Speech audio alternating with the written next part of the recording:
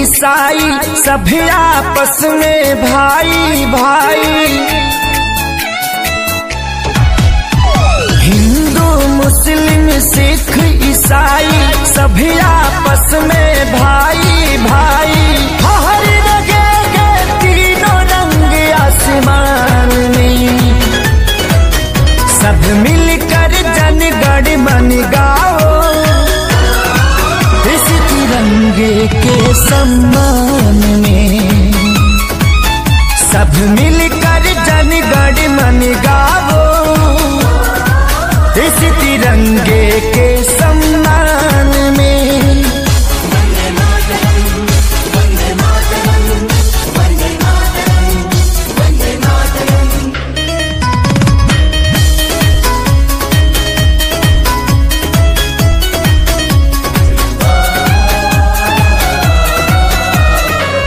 लोगों ने दी कुर्बानी, उनका हम पर कर्ज है। आजादी को कायम रखना हम सभी का फर्ज है।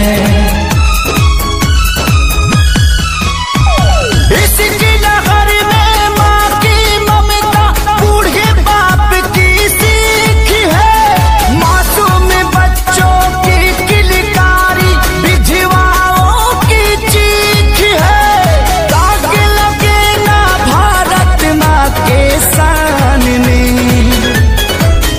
सब मिलकर जनगण मन गावो,